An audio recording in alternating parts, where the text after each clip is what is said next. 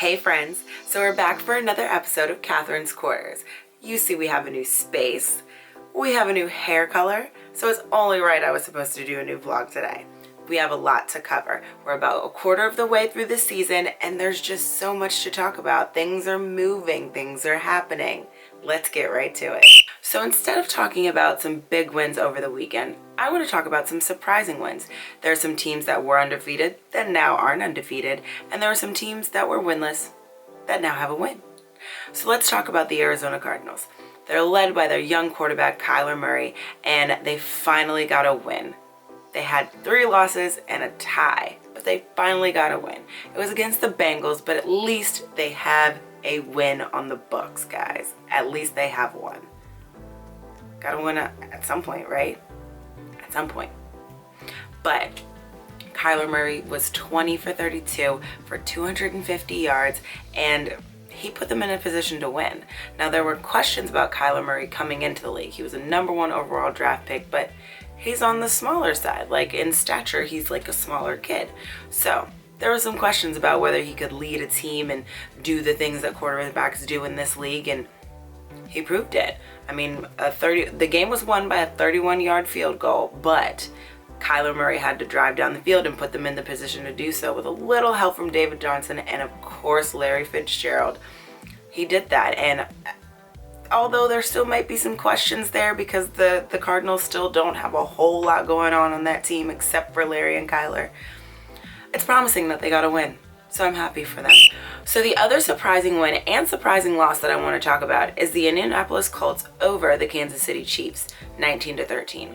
Now, there's a lot of talk around the league about just Patrick Mahomes and what that offense can do with Andy Reid and all of that, and the Colts came in and they were determined to just not play that game, not play the Chiefs game, and they sacked Patrick Mahomes 4 times. The Chiefs had over 100 yards in penalties, and what do I always say about penalties? You can't win games doing that.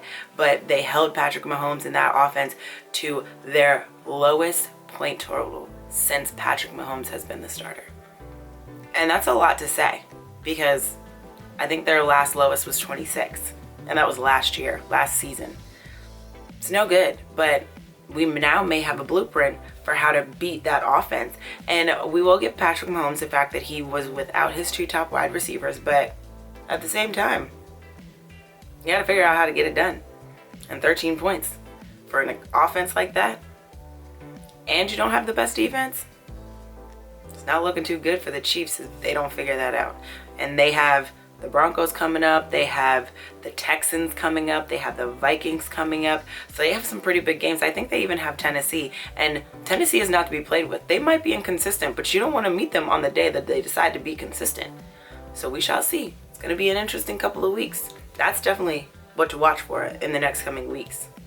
So we shall see. I'm excited. So I want to talk about Thursday Night Football because for the second week in a row, we were gifted an amazing Thursday Night Football game. Of course, last week it was my Eagles at the Packers, and of course they won. But this week, the Rams went to go visit the Seahawks, and Russell Wilson put on a quarterback clinic. They just did the damn thing, okay? It was a great game from start to finish, but the score is not an indicator of what you saw on the field. The Seahawks just played dominant football. And the Rams, they did their thing. Jared Goff, he did his thing, but Jared Goff made more mistakes than Russell Wilson did and the rest of that offense, and that's just how they got it done. So it's official. After 6 years, an 0-5 start, and 1 playoff appearance, Jay Gruden is no longer the head coach for the Washington Redskins. Some people think it's too much. Some people don't think it's enough. We're only going to have to tell with time because at this point, we kind of just, Bruce Allen, Dan Snyder, those are the staples. Everybody else is expendable. That's kind of how it feels, and we shall see where we go from here. Who's next?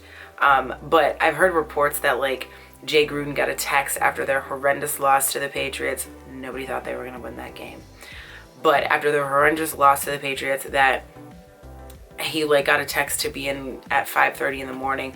First of all, you're not texting me at 5:30 in the morning to pack my stuff and so you can fire me. No, absolutely not. Either my stuff is already going to be packed and I'm going to send somebody to go get it, or I'm going to come in at a regular human time, because 5:30 in the morning is not it. 5:30 in the morning is not when you want to hear you're fired. And you text me to tell me to what? I just want to know how that text went. I just want to understand what the text message said, because I think that would be entertaining. Like, hey, could you come in at 5:30? We got to discuss some things. After you start 0-5, you already know what the things you are going to be discussing are. You packing your things is what's going to be discussed. So you want me to come in at 5:30 for that? Nah, I'm good. I'll be there at 10. I'm just saying. That would be me. But the Redskins are just so terrible. Like, I feel like we've been talking about a lot of teams like tanking and all of that other stuff in the NFL just to like get their, they gotta like rebuild and all of that other good stuff. Like, the Redskins think that they're like in an okay place. It's like, oh no, we just need to get rid of the head coach. How many times have you done that and that hasn't changed like anything? And they ruined Robert Griffin. You can't tell me different. They ruined him. And not because I was like a huge Baylor fan or I thought Robert Griffin was like the next coming, but I just thought he would be great to have in the league, and they ruined him. They ruined him. So in other laughable news, in my last vlog, I told you guys about Vontaze Burfict, the Oakland Raiders linebacker who got suspended for a dirty hit. It's not his first dirty hit, it's not his second, it's not his third, not his fourth suspension, it's like his 15th suspension. So he got suspended for a dirty hit on a player in last week's game. He decided that he was going to appeal that suspension.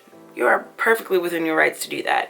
But thank God today, the NFL came down and rejected that appeal, and he will have to serve the rest of that suspension for the rest of the 2019 season. No one's more deserving, Vontaze. No one's more deserving.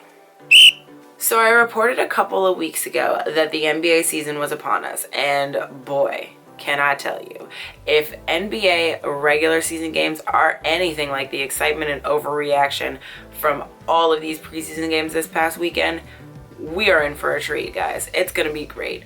LeBron and AD, Zion and Lonzo, Russ and Harden. Like, it's just gonna be exciting. So I'm not gonna say anything preseason wise, but I think this is going to be an amazing year for basketball. Just amazing, because there's just so, like, the West and the East are finally matched up in a way that like makes sense, and it's gonna be tight races. It's not gonna be this like runaway train in the East, and it's not gonna be this runaway train in the West. It's just gonna be really good competition, and from teams that you might, like, we haven't really heard from in a while. Like, they've been building and building, but I feel like this season is gonna be just a lot of moving parts, things constantly changing, standings constantly changing. It's gonna be great. It's gonna be a lot of fun to watch, but let's wait for the regular season to start to make any predictions.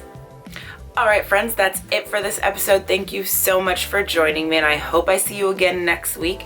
Make sure, if you haven't done so already, you hit the subscribe button below. You'll get a little notification so you don't miss any great content. Thanks again, friends. Check you later.